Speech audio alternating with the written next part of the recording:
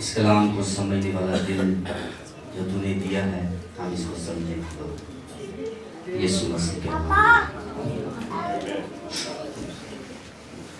खुदाम यीशु मसीह के अजीम जलाली नाम में आप सबकी सलामती हो। आप सब पूछे हैं हालेलुया, सब तैयार हैं खुदाम के कलाम को सुनने के लिए? शाबाश। खुरूज की किताब खोलिएगा और सिस्टर मरियम आप मत्ती के जी को खोलिएगा, खोल के सामने रखिएगा। सो आज खुदावन के फजल की बदौलत हम सब जिंदा हैं और हम सब खुदा की पाक हुजूरी में बैठे हैं। आमीन आमीन। आइए खुदा के कलाम के लिए भरपूर ताली बजाइएगा।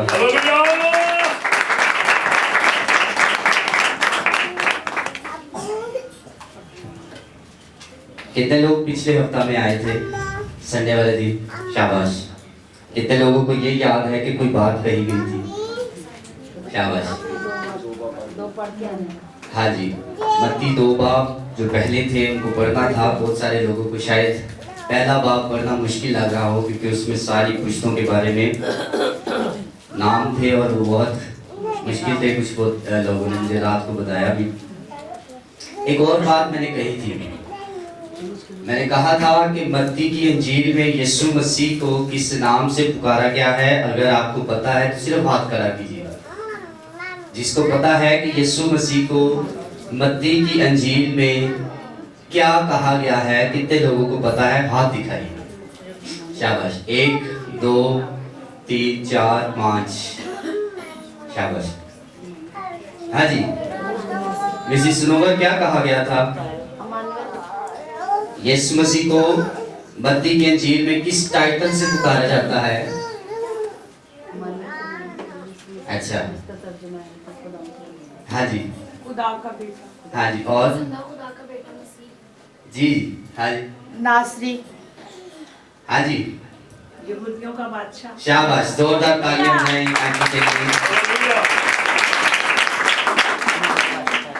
आपने जो टाइटल बताए हैं ये सब ठीक हैं, लेकिन मत्ती की इंजील जो है ये यीशु मसीह को बादशाह के तौर पर पुकारती है, बुलाती है, कहती है कि वो क्या है?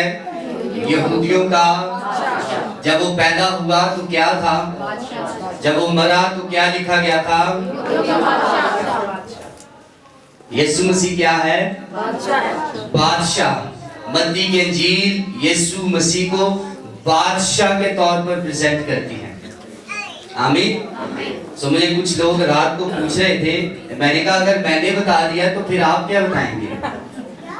तो मैंने जो इतने सालों से मेहनत कर रहा हूँ, हमने धक्के खा खा के इस कलाम को सीखा है और अब सिखा रहे हैं, तो आप एकदम से कैसे सीख सकते हैं? आपको कुछ मेहनत करना पड़ेगी। जब मैं इस मैसेज को तैयार कर रहा था, मेरा लैपटॉप खराब हुआ, वो चल नहीं रहा था, तो फिर मैं क्या प्रिंट निकलवाए और मैंने सारी मेहनत की है इस काम के पीछे। एकदम से नहीं मैंने सारा कुछ कर लिया, लेकिन मैं चाहता हूं कि आप इस मेहनत को समझें, आप इस मेहनत को करें। और थैंक यू प्रेसिडेंट के लिए जिसने आज बड़ा अच्छा टाइम दिया। खुदा आपको बरकत दे। कलाम को ज्यादा मौका दिया जाए। आमीन। सो कलाम को समझें, कलाम को सीखें, कलाम को पढ़ें। ये आपकी जिंदगियों के लिए तकवीयत का बाइस है। ये आपकी जिंदगियों के लिए बरकत का, रौनक का, इज्जत का और आपके लिए खुदा के फजल का बाइस है। आमीन। सो कलाम जो सीखा जाए इसको समझें, इसको पढ़ें। और बाइबल मुकद्दस यीशु मसीह को मत्ती की इंजील में एक बादशाह के तौर पर दिखाती है कि ये क्या है? बादशाह है। ये आने वाला क्या है? ये यहूदियों को क्या था, लेकिन उन्होंने क्या किया? उसको बादशाह ना माना। एक और बात, यीशु मसीह का गुनाह क्या था कि उसको सलीब दिया जाए? उसकी गलती क्या थी कि उसे सलीब दिया जाए? जी, फिर सजा किसकी थी? तो सलीब पर कौन चढ़ा? फिर मार कौन खा रहा था? कोड़े किसने खाए? ताज किसने पहना? लेकिन सजा किसकी? सजा के लायक कौन? लेकिन सजा मिल किसको रही है? हालांकि उसने कोई गुनाह नहीं किया, कोई गलती नहीं की, लेकिन लोग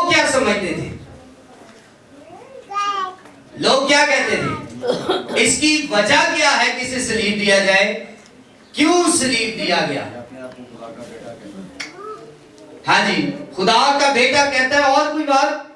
और सब्बत के दिन को पाक मानते थे और खुदावंद उस वक्त शिफा देता था। हाँ जी, और शाबाश। और कोई बात आपके ज़हन में हो कि यीशु का सलीब दिया गया है, यहूदियों ने क्यों दिया? और वो मौजूद बहुत ज्यादा दिखाते थे और जब वो सलीब पर थे तो उन्होंने कहा हमें भी बचाओ और अपने आप को भी बचाओ। तो खुदा का भाई जॉर्डन वो सजा को राफा की थी और खुदा ने नहीं, बराबा भी साथ ही थे। बराबा की बराबर तो ऑलरेडी यीशु मसीह के साथ था। उसकी सजा टली यीशु मसीह के वसीला से। हमारी सजा टली बराबा को क्यों उतारा गया? क्योंकि यीशु चला था। हमें क्यों छोड़ा गया? सजा किसकी थी? सजा किसकी थी? लेकिन सलीब पर कौन चढ़ा? यीशु मसीह ने हमें छुड़ाया। और यीशु मसीह का कसूर ये था कि लोग कहते थे कि ये अपने आप को यहूदियों का बादशाह कहता है। मत्ती की इंजील क्या प्रेजेंट करती है? यहूदियों का बादशाह। और यीशु मसीह का कसूर ये समझते थे कि ये कहता है कि मैं यहूदियों का क्या हूँ? बादशाह नहीं हो सकता। लेकिन ये कहता है, इसलिए इसे क्या करो? इसे क्या करो? चाहे हमने उससे शिफा पाई, लेकिन इसे क्या करो? हमने रोटियां खाई हैं इसके वसीला से, लेकिन इसे क्या करो? सजा दो, इसे सलीब दो, इसे सलीब दो। जीसस मूवी देखी है किसी ने? पीछे क्या आवाजें आ रही थी? इसे सलीब दो, इसे सलीब पर चढ़ाओ, इसे मारो, इसे मारो। क्यों कह रहे थे? क्योंकि ये अपने आप को यहूदियों का बादशाह कहता है। मैं सिर्फ मत्ती के इंजील पे हूँ, ठीक है? और मत्ती के इंजील का टाइटल है कि वो अपने आप को क्या कहता है? यहूदियों का बादशाह। और अब सारी बात मैं बादशाही की करूंगा और आपने बार बार यही बोलना है और बताना है कि यीशु मसीह को मत्ती के इंजील क्या कहती है? कि वो क्या है? यहूदियों का। उसका कसूर क्या था? ये अपने आप को क्या कहता है? यीशु का कसूर नहीं था, ये लोगों का ही कसूर था। आमीन। कसूर किसके लेकर वो सलीब पर चढ़ गया? कसूर यीशु का नहीं था, कसूर किसके थे? आमीन। सो मत्ती के इंजील यीशु मसीह को एक बादशाह के तौर पर प्रेजेंट करती है। और मत्ती के इंजील 70 AD में लिखी गई, तकरीबन 70 ईस्वी में, यीशु मसीह के बाद 70 ईस्वी में लिखी गई है। 66 से 70 ईस्वी में लिखी गई है। और इसकी जो इस बुक में जो बादशाह का लफ्ज है वो 55 बार आया है। कितनी दफा? 50 और 5 शाबाश। कुछ यहाँ पर लोग पंजाबी भी बैठे हैं, बल्कि सारे हम पंजाबी। 55 दफा आया। कितनी दफा? शाबाश। ये मैं बार बार इसलिए कह रहा हूँ कि आपको फिर नहीं भूलेगा, ठीक है? और मत्ती की अंजील नए अहदनामा की दूसरी बड़ी अंजील है। पहली कौन सी है? शाबाश। दूसरी बड़ी अंजील मत्ती की है। पहली कौन सी है? ये आगे चल के मैं बताऊंगा, क्योंकि अगर अभी बता दिया फिर आपने इस चीज का जो होमवर्क है वो नहीं करना। मत्ती की अंजील दूसरी बड़ी अंजील है। और मत्ती की अंजील जो है ये पुराने और नए अहदनामा के दरमियान एक पुल का काम करती है। इसका कभी आप नहीं 7 अप के पुल पे चढ़ के फिर दोस्त मार्केट से और कैवलरी ग्राउंड में उतरे हैं? कितने लोग उतरे हैं? क्यों उतरे हैं? शाबाश। आप आगे फाटक है और फाटक जो है वो आपका रास्ता को खोलने के लिए, जल्दी जाने के लिए आपको पुल का सहारा लेना पड़ता है। और ये जो ये इंजील है ये पुराने अहदनामा और नए अहदनामा के दरमियान क्या है? एक पुल का काम करती है, ठीक है? और इसमें मलाकी की किताब के जो 4थे बाब में नबूवत है, उस नबूवत की जो पेशन कोई पूरी होती है वो भी मत्ती की इंजील में पूरी होती है, इसीलिए पुल का काम करती है। ठीक है, और मत्ती सबसे पहले क्यों आई? बाकी भी है, मरकस है, लूका है, यूहन्ना है, लेकिन मत्ती की इंजील क्यों आई पहले? इसलिए कि खुदावन इस इंजील में खुदावन की पैदाइश का शुरुआत जी जी शाबाश, और इसमें ईसाया नबी की मार्फत लिखी गई और नस्बनामा है। और अभी इससे पहले मैंने एक बात आपको बताई है, वो क्या है? ये क्या काम करती है? बाकी और इंजील नहीं कोई करती, इसलिए इसको पहले रखा गया है, क्योंकि ये इधर से चढ़ते हैं तो फिर शाबाश, तो इसलिए इस इंजील को पहले रखा गया है। और मत्ती का जो आगाज है वो बादशाहत से होता है। ठीक है, और मत्ती बादशाह की किताब है, और दाऊद के तख्त का हकीकी बादशाह कौन है? कौन है? जो पेशन गोई दाऊद में हुई थी कि यस्सी के तने से एक कॉम्पल निकलेगी, और वो कॉम्पल क्या है? यीशु मसीह है। और कहा गया था कि दाऊद की बादशाहत का कभी, दाऊद तो मर गया, सुलेमान भी मर गया, योरबाम भी मर गया, उसके बाद आने वाली उनकी नस्ल भी मरती गई, लेकिन उसकी बादशाहत आज भी कायम है। क्यों? क्यों कायम है? क्योंकि यीशु मसीह कायम है, और यीशु मसीह किसकी नस्ल से है? दाऊद की। इसीलिए मत्ती के इंजील में ये सारी बातें मौजूद हैं, और नस्बनामा आपने पढ़ा होगा, इसलिए मैंने कहा था कि आप पहले 2 चैप्टर पढ़ें, ताकि वो आपको सारी पुस्तकों के बारे में और इन बातों के बारे में समझ आए।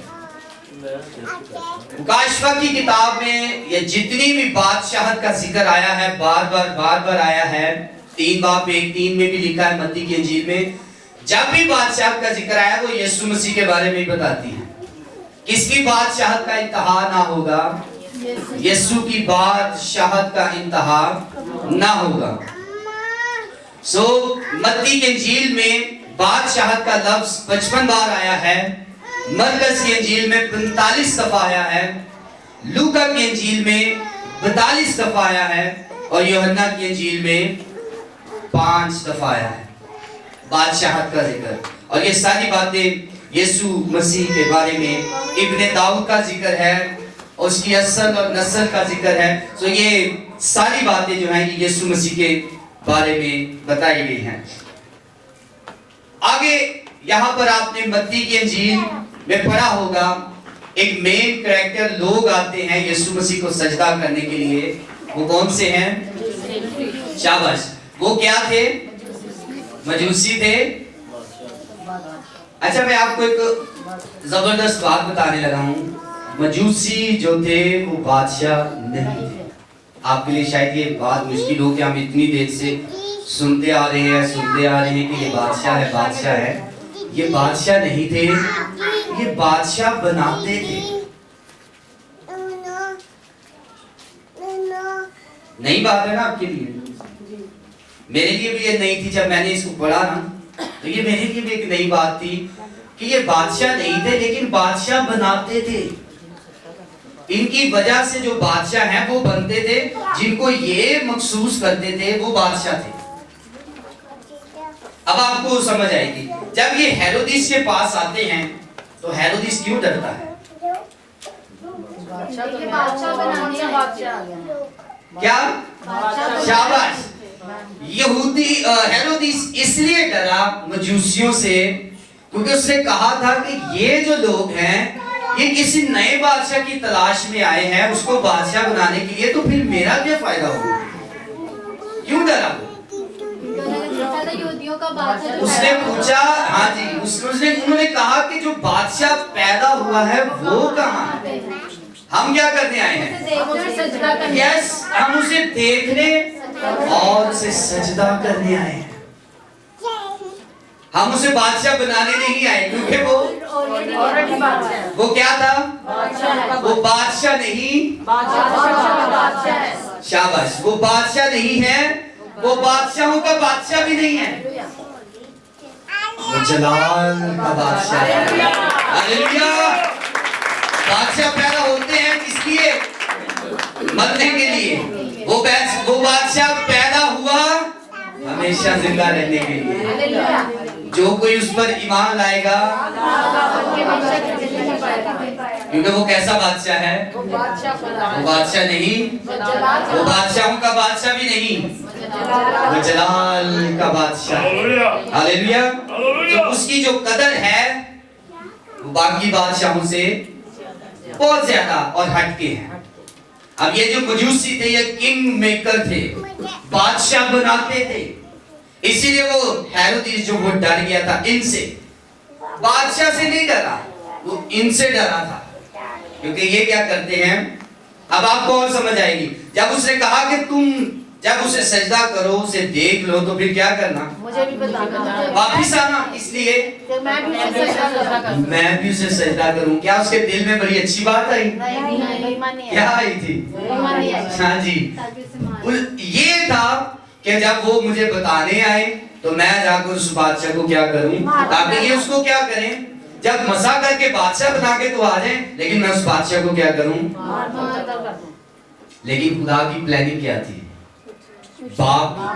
खुदा बाप की प्लानिंग क्या थी? बड़े-बड़े काम करने थे। यीशु मसीह किस लिए आया? क्या वो बादशाह उस वक्त मर सकता था? नहीं। क्या वो बादशाह 2 साल में मर सकता था? क्या वो 7 साल का होके मर सकता था? क्या वो 10 साल का मर सकता था? 20 साल, 25 साल, 30 साल, 31, 32, 33 साल का? नहीं। जब तक वो सलीब ना चढ़ता और उसके ऊपर लिखा ना जाता, उसने नहीं मरना था।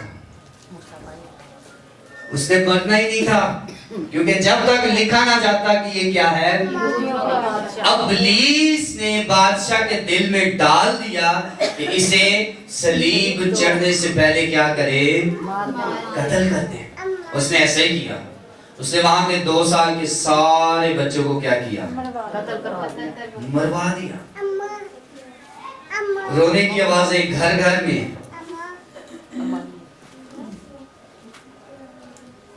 तो यीशु मसीह के पीछे शुरू से लोग पड़े थे कि इसको बचपन में मार दें, इसको अब मारें, इसको अब मारें, इसको अब मारें, लेकिन ऐसा ना हुआ।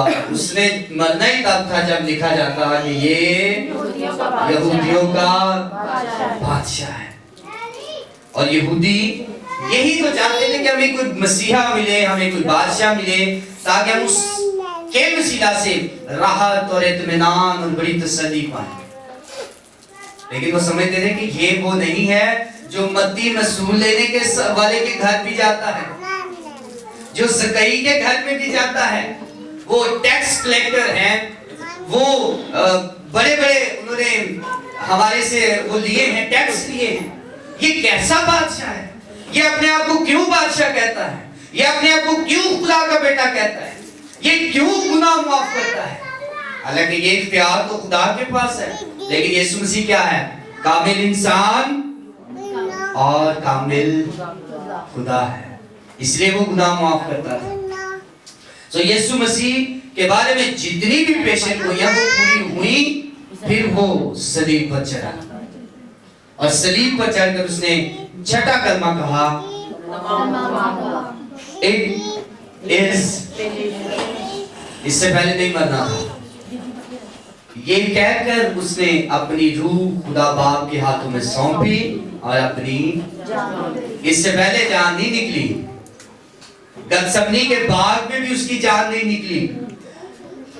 पसीना गोया खून की बूंदें बन बन कर बड़ी बड़ी, लेकिन यीशु मसीह मरे नहीं वहां पर। 2-2 साल के बच्चे कत्ल करवा दिए, लेकिन यीशु मसीह तो भी नहीं मरा। हैकल में जाता था, बड़े बड़े उलमा को जवाब देता, लेकिन वहां पर भी नहीं मरे। भीड़ में थे, लोगों ने पीछा किया, बार बार गए, मौजसात किए, हजारों को खाना खिलाया, वहां भी नहीं मरे। कहां पर मरे? जब लिखा गया, शाबाश, जब लिखा गया यहूदियों का बादशाह, फिर वो मरे। तो हेरोदेस क्यों डरा? नए बादशाह को मखसूस करने के लिए जा रहे हैं, नए बादशाह को मखसूस। हालांकि आपको पता है कि बादशाह जब मखसूस होता है तो किस चीज से, दाऊद को किस चीज से किया गया? मैंने 2-3 हफ्ते पहले आपको बताया था, साउल और मूसा को, उसको मैंने पौलुस को किया था।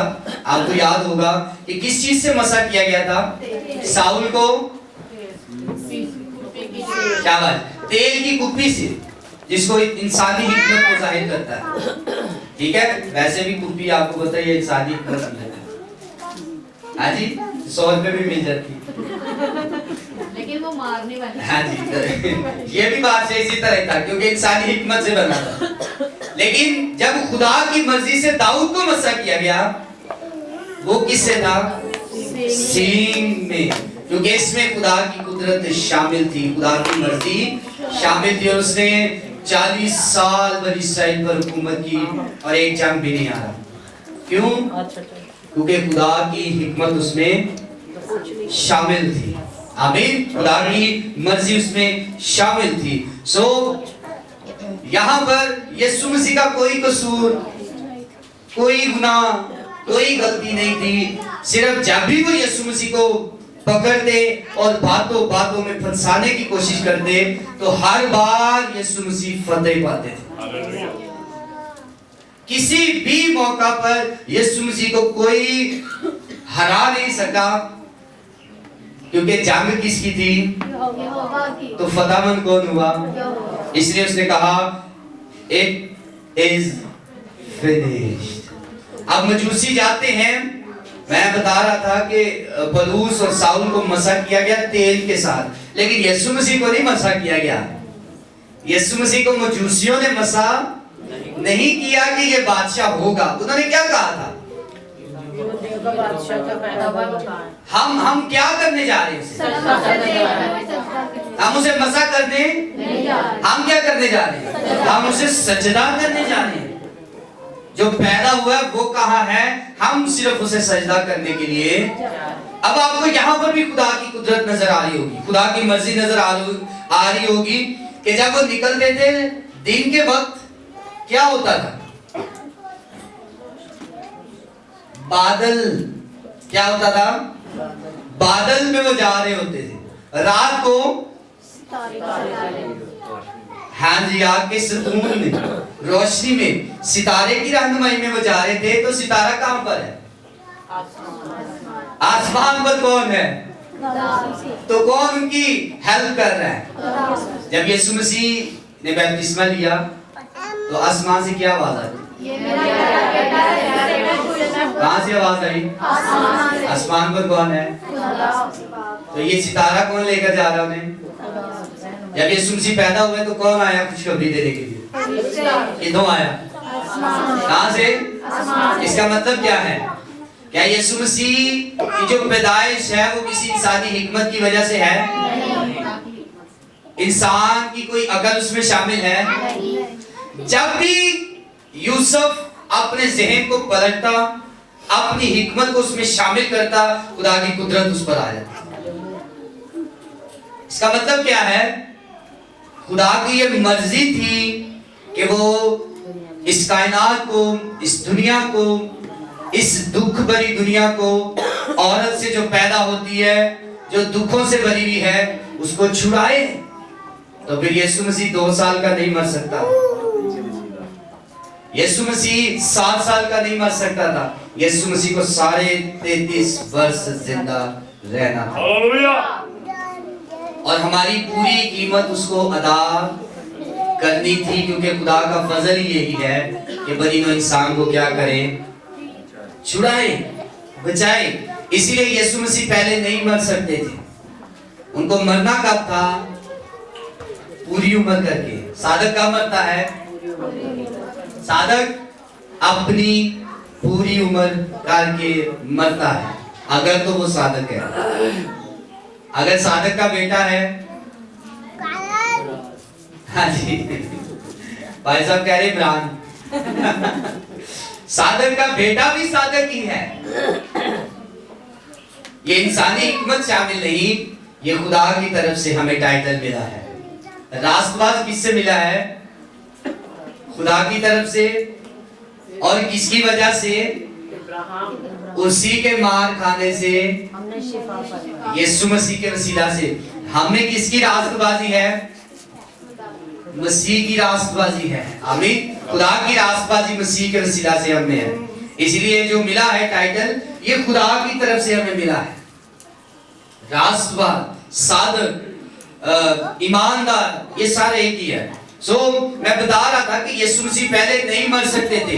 वो यीशु मसीह को मसा करने के लिए नहीं गए, वो यीशु मसीह को सजदा करने के लिए गए।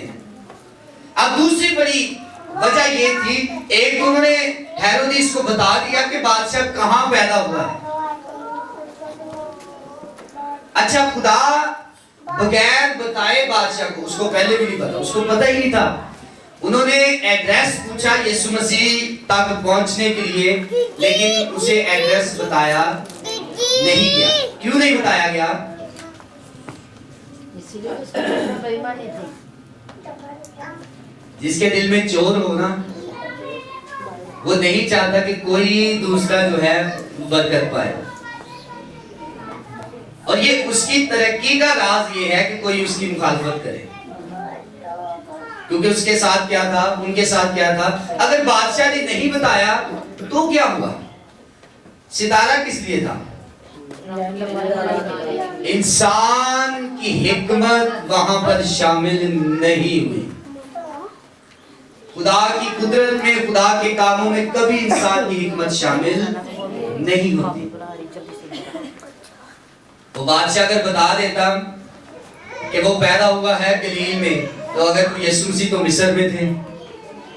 मैं ये नहीं कह रहा कि वो मिस्र में है, मैं बता रहा हूं कि अगर वो कहता जी मिस्र में पैदा हुआ है, तो वो हो सकता है गलील में हो। वो क्या, उसके दिल में क्या था? उसके दिल में चोर था। वो नहीं चाहता था कि मेरी जगह पर कोई और शख्स आए। आज भी दुनिया यही चाहती है। वो बादशाह यही देख रहा था कि मेरी जगह पर कोई और बादशाह ना हो। अगर मैं बादशाह हूं, आपको वो याद होगा, एक पिंजरे में 2 शेर और एक मया में हो सकती है। तो एक मुल्क में 2 बादशाह नहीं हो सकते। इसीलिए उसे ये परेशानी लग गई कि बादशाह मैं हूं तो फिर वो बादशाह कैसा हो। इसीलिए जो हेरोदिस था, वो कभी भी दुरुस्त बात नहीं बता सकता था। इसलिए खुदा ऊपर से उसे गाइड कर रहा था, इसलिए खुदा उनके ऊपर से रहनुमाई कर रहा था। खुदा जानता था कि कभी इंसान जो है वो मेरे कामों में शामिल नहीं है। खुदा ने 7 दिन में सारा काम किया। इब्तिदा में आपने देखा वहां पर आदम ने खुदा की हेल्प की हो। किसी जानवर को बनाने में आदम कोई थोड़ी सी मिट्टी ले आया हो, इस मिट्टी से बानर को बनाए, इस मिट्टी से शेर को बनाए। कहीं देखा आपने? वहां पर लिखा है कि खुदा सारे जानवर बनाकर आदम के पास, एंड में उसने इंसान को बनाया है। कहीं इंसान ये ना समझे कि जानवर जो है, जो काम खुदा कर रहा था, उसमें मैं भी शामिल हूं। इसीलिए आदम को एंड पर बनाया गया, 6ठे दिन। और 6 का आदत जो है वो इंसान का आदत है, ठीक है। इंसान को 6ठे दिन इसलिए बनाया गया ताकि वो ये ना कहे कि खुदा के साथ मैंने भी हाथ बटाया है। खुदा जो काम स्टार्ट करता है उसे खुद ही पूरा करता है, और जो उसकी प्लानिंग होती है वो उसी की होती है, और पूरा भी वही करता है। वो अपने प्लानिंग रूम में बैठा हमारे लिए प्लान कर रहा होता है, और पूरा भी फिर वही करता है। जिसने पैदा किया, गीत गाते हैं,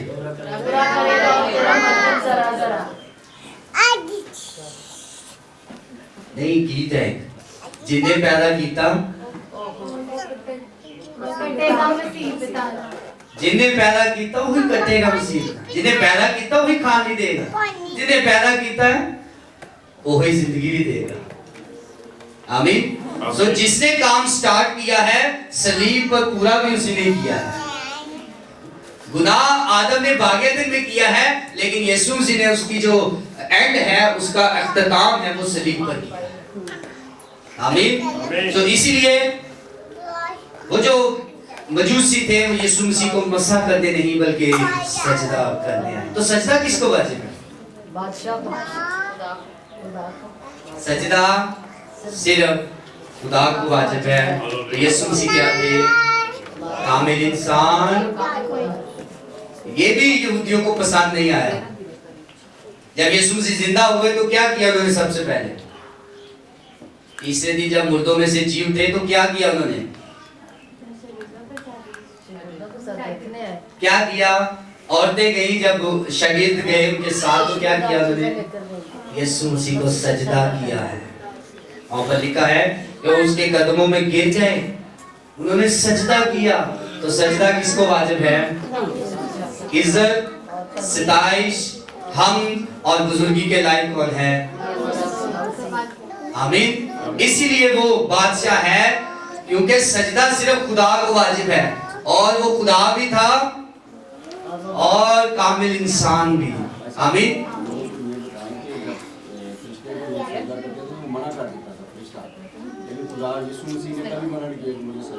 हाँ जी, ये बड़ी बात है। गैर कौमों में ये सवाल है, अभी पिछले दिनों मैंने इसका जवाब दिया है। वो कहते हैं कि ये खुदा कैसे हो सकता है? मैं कहता हूं ये खुदा इस तरह हो सकता है कि सजदा सिर्फ खुदा को वाजिब है। तो यीशु मसीह को क्या किया जा रहा था? सजदा किया जा रहा है। यीशु मसीह को सजदा किया जा रहा है। और एक और बात, वो खुदा इस तरह है कि जब खुदा ने कहा मूसा को कि तू उसको जाके कहना कि तुझे किसने भेजा है, तो क्या उसको नाम दिया गया? किसने भेजा है? मैं हूं। नहीं कहना यही मेरा नाम है, इसने मुझे भेजा है। तो अब नए अहदनामा में देखें यीशु मसीह ने क्या कहा? राह और हक और जिंदगी, आसमान पर जाने का रास्ता, जिंदगी की रोटी, अव्वल और आखिर, इब्तदा और इंतहा, मेरे वसीला के बगैर कोई बाप के पास नहीं जा सकता। इसलिए ये नाम भी देखे खुदा का नाम है। क्या कहा था यहोवा ने कि यही मेरा नाम है। इसी जाके कह देना कि मुझे मैं हूं ने भेजा है। ये क्या नाम हुआ? शाबाश। मैं का लफ्ज सिर्फ खुदा इस्तेमाल करता है, वरना कोई और मैं का इस्तेमाल करेगा वो भी जाएगा, और जो मैं पिएगा वो भी जाएगा। एक शख्स ने कहा था कि मैं इससे भी तख्त ऊपर ले जाऊंगा। क्या हुआ? ऊपर तो नहीं गया, जमीन ने उसे नीचे गिर दिया। इसी तरह जो शख्स ये कहता है कि मैं जो कहूंगा वही होगा, तो ऐसा नहीं होता। मैं का लफ्ज सिर्फ खुदा ने इस्तेमाल किया है, और यीशु मसीह के लिए है, रूल कुछ के लिए है। जहां मैं हूं वहां तुम भी हो। सो ये सारी बातें जो हैं ये खुदा के ताल्लुक से हैं। और आखिरी जो बात मैंने हवाले खुलवा के रखे हुए हैं, मैं जल्दी जल्दी चाहूंगा कि इनको मैं मूसा के साथ कंपैरिजन कर रहा था। उस दिन मैंने साउल का और पलूस का किया था, आज यीशु मसीह और मूसा का मैं करने लगा हूं। सुनिएगा, हवाले नोट कर लें। मैंने कहा था आप कॉपी पेंसिल ले आइएगा। दो किताबें हैं पुराने अहदनामा में, खुरूज की किताब और नए अहदनामा में मत्ती की इंजील। इन दोनों में आपने सिर्फ हवाले लिखने हैं। मूसा के बारे में और यीशु मसीह के बारे में बातें देखिएगा बिल्कुल सेम होंगी। खुरूज पहले बाब की 8वीं आयत में वहां पर लिखा है कि एक बादशाह, एक नया बादशाह जो है वो वहां पर पैदा हुआ। मत्ती के इंजील के दूसरे बाब की पहली आयत में भी कौन पैदा हो रहा है? अच्छा, आप पढ़ेंगे कौन सी निकाली है? खुरूज है, पढ़े जरा पहले बाब की 8वीं आयत। जिससे मरियम आप जरा मत्ती के इंजील का इत्वाद आप लीजिए। तब मिस्र में एक नया बादशाह हुआ। आमीन। क्या हुआ? कहां पर? मिस्र में एक नया बादशाह हुआ।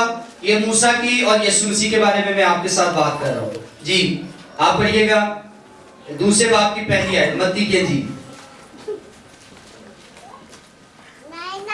जब यीशु हेरोदिस बादशाह के ज़माना में आमीन। यहाँ पर क्या है? हेरोदिस बादशाह। वहां पर क्या है? यहाँ पर हेरोदिस के जमाना में कौन एक नया बादशाह पैदा हो रहा है? यीशु मसीह। वहां पर एक नया बादशाह पैदा हुआ है। अब खरूज पहले बाब की 10वीं आयत में मैं अब आपको बताता चलूंगा। ये मैंने कुछ इंग्लिश में लिखे हैं, तो मैं चाहता हूं कि आप जल्दी जल्दी इसको सुनिएगा। पहले खरूज पहले बाब की 10वीं आयत में यहूदियों के अंदर एक खौफ पैदा हो गया। क्या पैदा हुआ? किसकी वजह से? बादशाह की वजह से। और मत्ती के इंजील के दूसरे बाब की 30वीं आयत में बादशाह की जिंदगी में खौफ पैदा हो गया। वहां पर किसकी जिंदगी में पैदा हुआ है? यहूदियों में। और यहाँ पर बादशाह की जिंदगी में खौफ पैदा हुआ। अब पहले बाब की खरूज पहले बाब की 16वीं आयत में उसने वहां के बच्चों को कत्ल करवा दिया, जो नया बादशाह पैदा हुआ था मूसा के दौर में। और यीशु मसीह के दौर में दूसरे बाब की 16वीं आयत मत्ती में उसने क्या कहा कि 2 साल के सारे बच्चों को कत्ल कर दो। बातें सेम है? क्या बात है? खरूज दूसरे बाब की 9वीं आयत में जब फिरौन की बेटी ने मूसा को लिया तो उसने किसी दाई को कहा था कि तू इसकी देखभाल कर, मैं तुझे इसका पे करूंगा। तू इसको दूध पिलाई, मैं तुझे पे करूंगी, मैं तुझे इसकी कीमत अदा करूंगी। तो मत्ती के इंजील के दूसरे बाब की 11वीं आयत में जब मजूसी आए तो क्या लेकर आए? वहां पर क्या कर रही है फिरौन की बेटी? कीमत अदा कर रही है ना, पैसे दे रही है कि मैं तुझे इसका पे करूंगी, तो इस बच्चे की क्या कर। आपको याद आएगा कि जब उसकी माँ ने उसको मूसा पैदा हुआ तो वो टोकरी में डालकर कहाँ छोड़ दिया? तो कौन पकड़ लेती है? वहां पर फिरौन की बेटी नहा रही थी, उसने देखा ये क्या है, उसको लिया और घर ले गई और देखभाल के लिए उसने एक और